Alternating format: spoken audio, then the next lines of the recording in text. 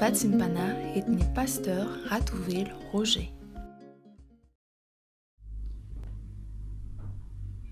Iary vavaksika tompoko, fahasoavana miampy fahasoavana ry Andriamanitra rainay no iainanay zanak'olombelona rehefa avy mandigana alina anakiraika velona trapamonjena tahaka an'izao.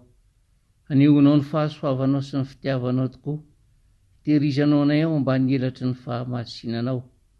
Ary zany indrindra no anatonana ianao ry Jesosy tomponay, isaoranay ianao, amezanay voninahitra anao ary hakasitraka anao ny amin'izay rehetra lalana hitondranao anay, satria fantatray fa ao ambadika ireny lalana ny ambonao anay izany dia misy fitahiana tsy takatry ny saina, misy fahasoavana tsy hita nono anehoanao anay fa zanakao izay. Ary dia mankasitraka Jesosy, tonga ny fotoana izay tenenanao aminay maraina tahaka an'izao, hanobetsenao anay indray vatsy vaovao entinay hamakivaky ny tontolo andro mpiainanay, mba hieritreretanay hatrany izay tiana ho tanterahanay amin'izao asa nandrahanao anay izao.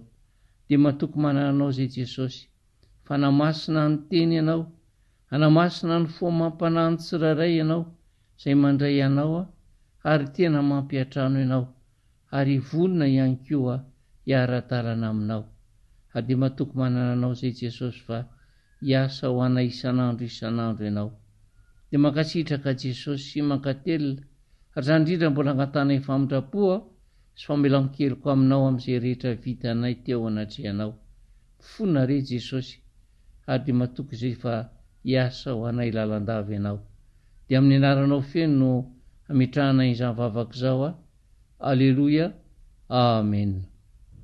Dia ampitombona amintsika mandrakariva hatrany ery havana ny fahasoavana mba ampiadanana avy amin'Andriamanitra ray sy Jesosy Kristy tompontsika, ary ny fiadanan'i Jesosy Kristy tompo tokoa ny hitoetra lalandava ho amintsika tsirairay aby.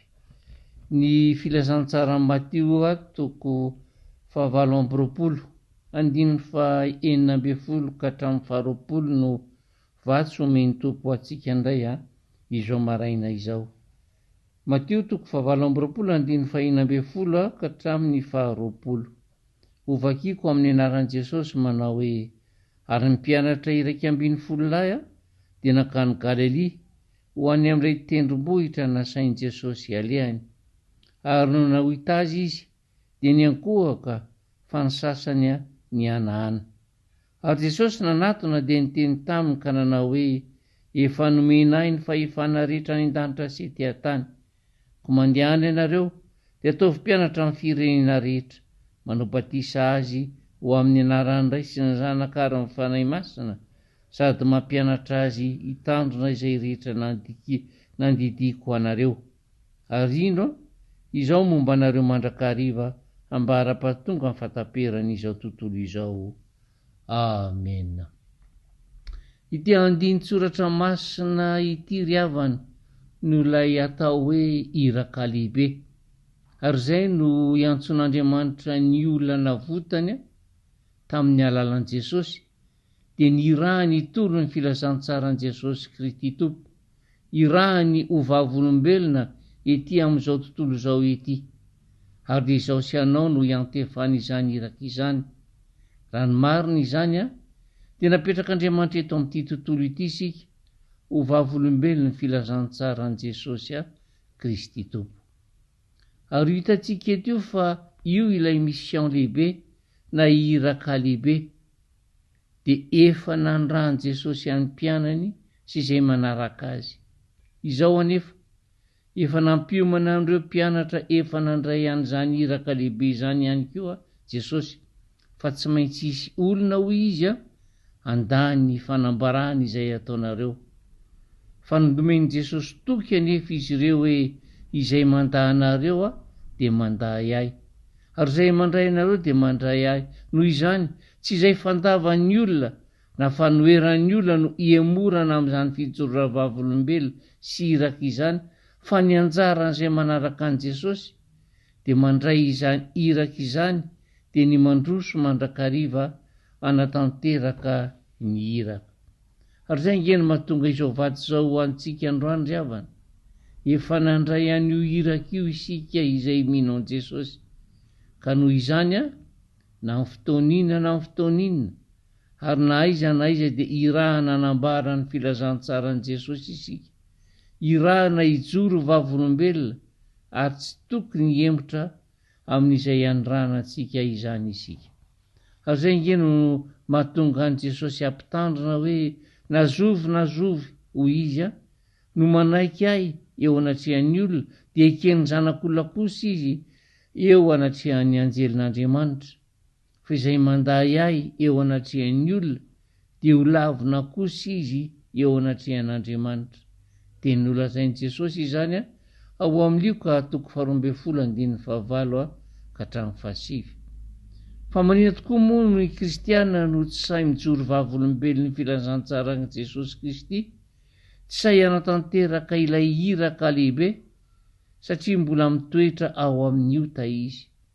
Ny ota nefa no mahatonga an'Andriamanitra anafay sy anasazy atsika, ary dia mazava ho azy izany fa io ota io ny fiainana sy ny fiarahana amin'ny ota io no fandavana an'Andriamanitra. Rehefa ezina izany izao tenin' Jesosy izao dia hoe izay minia hitoetra ao amin'ny ota, tsy manaraka ny sitrapon'Andriamanitra dia ho lavin'Andriamanitra izy. Eny, na dia hoe kristianina vita batisa aza, na mitondra titra ambony ao amin'ny fiangonana aza, kanefa minia mitoetra amin'izany ota izany, minia tsy manaraka ny sitrapon'Andriamanitra, dia lavin'Andriamanitra izy, satria ny ota tsy miombona amin'ny fanjakan'Andriamanitra. Ary zay ngeno mahatonga an' Jesosy ilaza eto hoe izay sahy manday eo anatrehan'Andriamanitra dia ho lavin'ny anjelin'Andriamanitra ihany koa izy. Ny fandavana an'Andriamanitra, ny fandavana an' Jesosy araka izay lazainy eto dia tena fitoerana amin'izany ota izany, fanaovana tsinitsinina ilay fanekena natao fa hifady ny devoly sy ny asa ratsiny ary anda-ota. Ko raha tonga amin'izay firaisana amin'ny ota izay indray, tonga amin'izay fanaovana marimaritra iraisana amin'ny devoly izay indray dia fanambarana pahabe maso, fanambarana eo anatrehan'ny olona fa tena fandavana an' Jesosy. Ary manda an' Jesosy dia manda tsy ho isan'ny mponina ao amin'ny fanjakan'Andriamanitra izany. Ary tsy Andriamanitra no mandroaka azy, fa izy no manala ny tenany amin'ny fandavany tamin'ny fanaovana fanekena tamin'ny devoly indray. Ary io ry havana no ampatsiahivan' Jesosy atsika izao maraina izao, mba hiainantsika sy hitoerantsika ao amin'i Jesosy hatrany, ary tsy hoe hitoetra ao fotsiny fa natanteraka ny asany ihany koa. Fa izao mantsy no lazain'i Jesosy hoe izay mino ahy ny asa ataoko no ataony koa. Noho izany ny olona manaiky ary miaina miaraka amin'i Jesosy tsy maintsy miasa fa tsy matoritory. Olona tsy mianoka amin'izany fahasambarana samirery izany miaraka amin'i Jesosy fotsiny, fa tena misahirana miaraka amin'i Jesosy ihany koa manao ny asan'Andriamanitra. Aoka tsy adinontsika fa tena nisahirana mantsy io Jesosy io mitady izay very, takizay ny rasa nisahiranany mafy nitady antsika ihany koa, ka nanolorany ny ainy mba hamonjeny antsika. Dia toy izany koa no isahiranany amin'ny hafa. Izao mantsy tsy isika irery akory no isaranan'i Jesosy, fa ny namantsika rehetra izay niara nanota tamintsika dia isahiranany ihany koa izy ireny. Ary ireny namantsika ireny olona ireny no iantsony Jesosy atsika ho mpiara-miasa aminy, anambara ny filazantsarany aminy, ka hitory amin'izy ireny fa diso lalana izy satria nanalavitra an'Andriamanitra. Ary izay ilay iraka lehibe. Mandroana zany iraka lehibe ampanaovan'i Jesosy zany anefa dia miatrika fahasarotana ny mpino amin'ny fanatanterahana an'izany.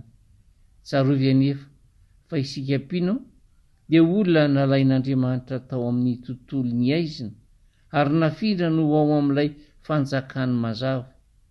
mazava ho azy izany fa nisy fiovam-piainana mahery vaika tao, dia isika izay nitoetra tao anatin'ny tontolo ny aizina no nalain'i Jesosy hitoetra miaraka aminy ao amin'ny tontolony mazava. Araka ny teny nolazain'ny Paoly apôstôly hoe misaotra ny ray izay nampamendrika antsika anana anjara amin'ny lovan'ny olona masina eo amin'ny mazava, sady nahafaka antsika tamin'ny fahefan'ny maizina ka namiditra antsika ho amin'ny fanjakany zanany malalany. Ary dia notezainy, nokarakarainy sy nikolokoloiny tamin'ny tenin'Andriamanitra tao amin'ny tontolon'ny fahazavana io isika, niodioviny tamin'ny rahany ary nomeny famelan-kelo ka tonga olom-baovao. Izany rehetra izany dia maneho fa resy izao tontolo izao, ary dia tsy faly tezitra ny tontolon'ny fahamaizinana raha mahita anao lasa olom-baovao satria very namana izy. Ary izay nge nolazain'i Jesosy hoe azagagy ianareo raha halan'izao tontolo izao, fa izao efa alany talohanareo. Alany ianareo satria tonga hampiara-miasa aminy isika. Inona io asa io iran'i Jesosy andray isika iverina eo amin'izao tontolo izay nialantsika, tontolo izay efa mankala antsika iverina mba hijoro vavolombelona ary hanambara ny filazantsaran'i Jesosy Kristy, iverina hanatanteraka n'ilay iraka lehibe. Ary eo indrindra no ilazan'i Jesosy hoe fa izay manday ahy eo anatrehan'ny olona, toa milaza ny tompo fa izay tsy sahy mijoro vavolombelona, tsy say manatanteraka ny iraka lehibe, dia ho lavina kosa izy eo anatrehan'ny anjenin'Andriamanitra. Maniraka antsika ny tompo iverina hanambara amin'ireo namantsika, mpiarana nota tamintsika fa diso lalana izy ireo, fa mila miverina eo amin'i Jesosy. Sarotra izany iraka izany, manahirana izany grande mission izany. Firifiry tokoa moa no efa mba nanatanteraka ny iraka, fa hoy ny valiteny azy hoe mianan-kendry, efa teo no nialaka seho mananatra. Ary manoloana an'izany dia tsy say ny hijoro vavolombelona. Tsarovy anefa ry havana, fa manoloana an'izany ady hatrehantsika izany dia ho hiatran'i Jesosy hoe aza matahotra fa izao momba nareo mandrakariva ambara-pahatonga amin'ny fahataperan'izao tontolo izao.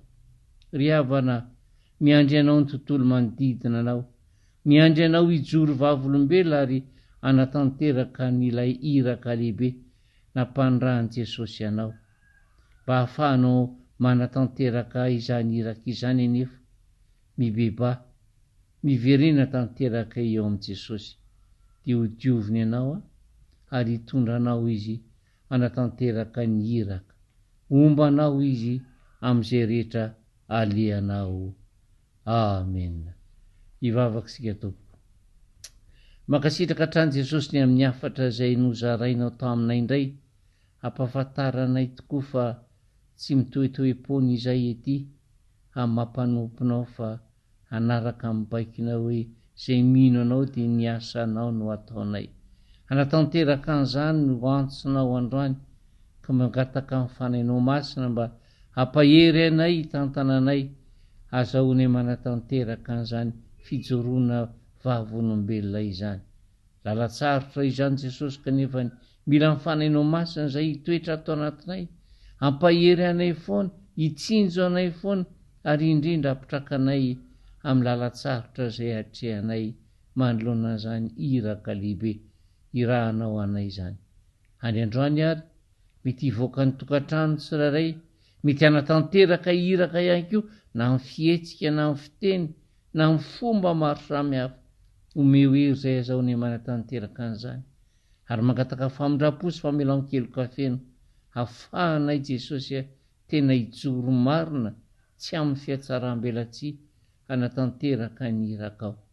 Dia matoko manana anao zay fa Andriamanitra manakare-pahasoavana ianao, ary tsy hitahiran'ny fahasoavanao, fa izara ho anay izany azahoanay manatanteraka ny iraka ao amin'ny mpahamarinana tanteraka Jesosy. Dia tonony amin'ny tsirairay aby izay nandray ny hafatra ao androany tsodrahanao masina, ka namarinanao ny teninao hoe tsy efa nandidy anao va mandehana amin'izao herinao zao, fa zao ombanao mandrakariva ambara-patonga ny fataperan'izao tontolo izao. Mankasitraka Jesosy ary atolotrainao ny dera sy ny anjara ny voninahitra, fa ny fahatsarany meo anay izay namonjy sy tafahoana taminao tamin'izao maraina izao. Saotra Jesosy Tompo. Aleloia. Amen. Dia mirarotra antsika menakavy ry havana samy